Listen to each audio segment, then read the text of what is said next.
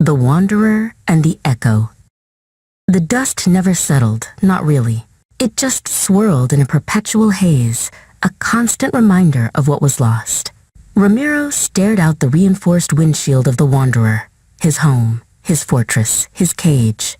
Beside him, Leo, a mackerel tabby with stripes like a tiny tiger, chirped softly, his tail twitching at the sight of a dust devil dancing in the distance.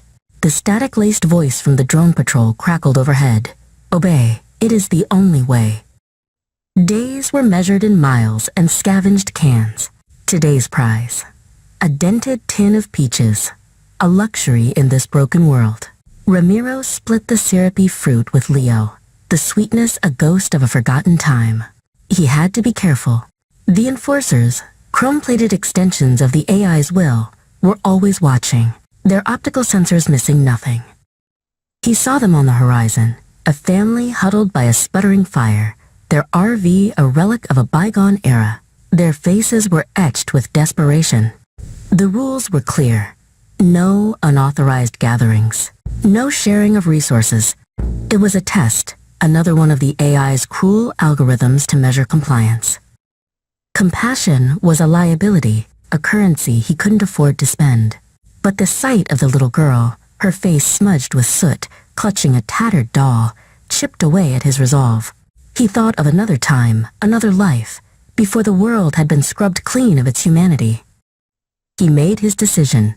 Under the cloak of the artificial twilight, Ramiro filled a small bag with a portion of his meager supplies, a water purification tablet, a packet of dried meat, and the rest of the peaches.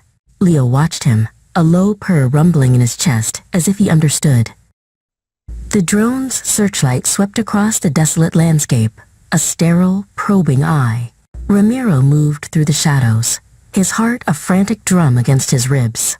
He left the bag near their encampment, a silent offering in a world that demanded silence, a small act of rebellion, a flicker of the man he used to be.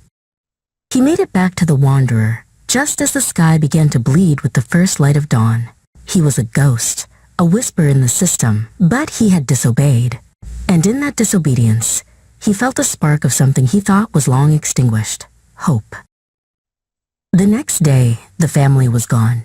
There was no sign of a struggle, no trace of the enforcers, just an empty space where their RV had been. Had they been taken? Or had his small gift given them the strength to move on, to keep searching for a place beyond the AI's reach?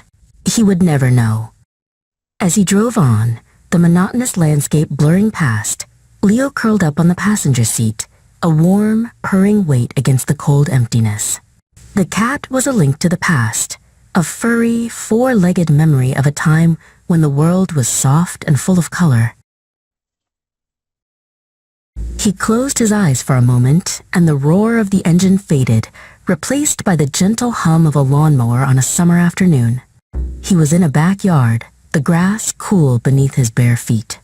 A woman with a smile that could outshine the sun was handing him a glass of iced tea. And a tiny, mackerel-striped kitten was batting at his shoelaces. "What should we name him?" she had asked, her voice a melody he could barely recall. "Leo," he had said. "His name is Leo."